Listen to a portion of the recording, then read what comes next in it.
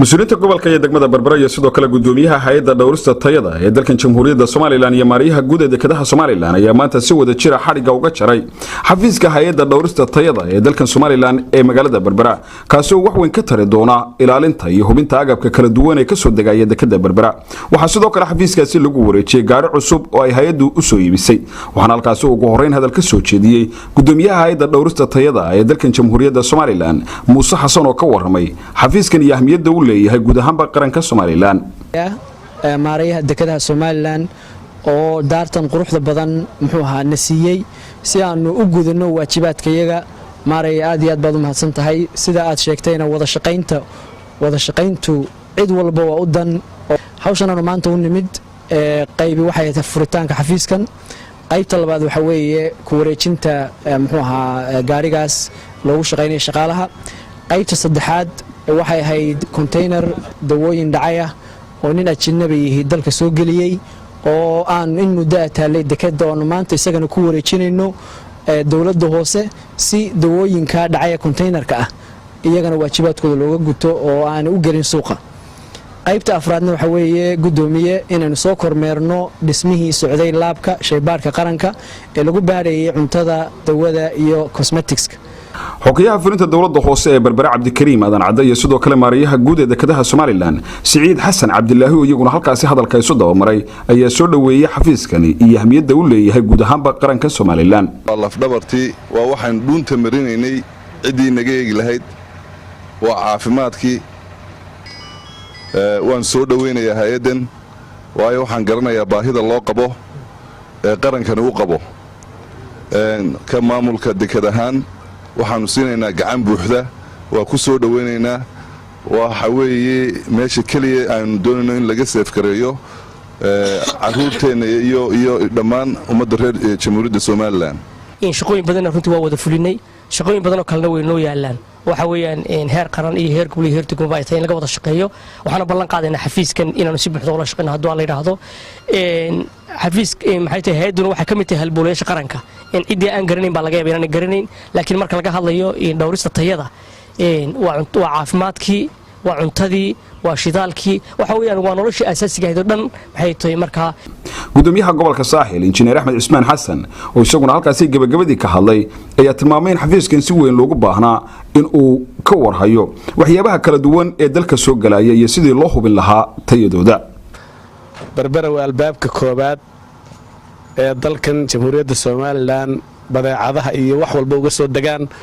oo boqolkiiba 80 aan ku qiyaasi karo waxyaabaha maxaan ku soo mareynaa halkan tahay taasiba marka culeyskeeda la saaray in marka koobaad xafiiskii ugu weynaa iyo halkii tayadaba laga sameeyo aad iyo aad baan maxaan ku leeyahay taasi kalsooni buuxda ay bulshadeena iyo dadkeenuba qaadanayaan kolka la arko sida ay hay'addu shaqeynayso waana muuqataa muddada ugu dambeysana maalin walba waxaynu arkaynay hay'adda dhawrista oo gubaysa oo ku wareejinaysa dawladda hoose alaab dhacday haday dawo tahay haday maxaan ku leeyahay raashin tahay intaas kadib mas'uuliyiintu waxay kormeer ay ku soo mareen gudaha dekeda magaalada Berbera oo waqtigaasi lagu qabtay container dawooyin ah oo waqtigiisu dhaafay ama dawooyin dhacay ay ku jiraan kuwaas oo ah dawooyin kala duwan oo waqtiyo kala duwan dhacay containerkan oo waday nin ajaanibi ayaa waxa warbixin naga siiyay gudoomiyaha hay'adda dhawrista tayada ee dalkan Jamhuuriyadda Soomaaliland Muuse Xasan oo tilmaamay in ay tallaabo adag ay ka qaadeen ninkii lagu qabtay containerkan ay ku jireen dawooyinka dhacay iyo sidoo kale mas'uuliyiin iyaguna ka socday hay'adaasi haddana waxa naga fijicisay container dhan oo dawo ah oo in muddo dhacsanayd oo nin ajnabi ah uu dalka keenay oo aan haysan liisan ganacsi tallaabo cad oo aad iyo aad muxuu u kulmaan ka qaadnay waxaanu ku wareejinaynaa dawooyinkan oo nagala shaqeynaya xogayaha dawladda hoose si loogu hubiyo in la gubo waxa isna barbar yaala container dhan oo isna sharaab ah marka shaqadu saasay u socotaa maanta waxay ahayd inaynu muujino wada shaqeynta dekeda Berbera oo halka ama marinka ugu weyn ay ka soo galaan badeecadaha dibadda inooga soo dhoofaya waxa hay'adda dhawrista tayadu ku qabatay container dawa oo dhacay containerkaas oo maanta halkan ku wareejin doono oo gudoomiye ku wareejin doono dawladda hoose waxaan fariin u dirayaa dhammaan kastamada dalka shaqaalaha jooga hay'adda dhawrista tayada in aanay fasixi karin dawo ama cunto ama cosmetic aan haysanin documents inta uu inooga dhamaystirmayo shaybaarka qaranku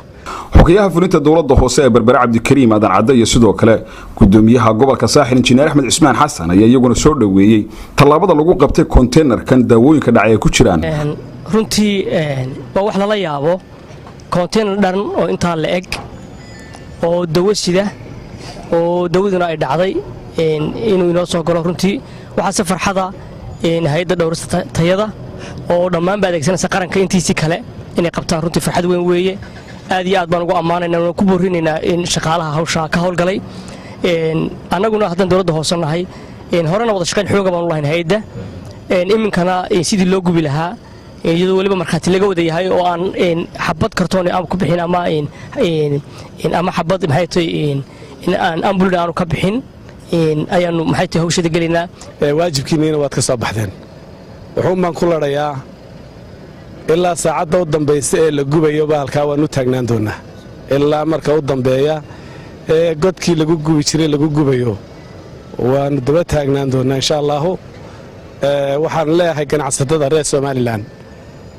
ee ka keenaysa alaabta dibadda marka hore dalkooda waxay keenayaan ha ka fiirsadaan. intaasi kadib mas-uuliyiintu waxay soo kormeereen laabka cusub ee lagu baadhi doono badeecadaha iyo agabka kala duwan ee soo galaya dalkan jamhuuriyadda somalilan oo dhismihiisu ka socdo. waxaana halkaasi soo indheendheeyeen qaybaha kala duwan ee ay ka koobnaan doonto xaruntaasi. waxaana halkaa mas-uuliyiinta warbixin ka siiyey gudoomiyaha hay-adda dhowrista tayada ee dalkan jamhuuriyadda somalilan mukhtaar cabdiraxmaan maxamuud telefishinka qaranka somalilan berbera.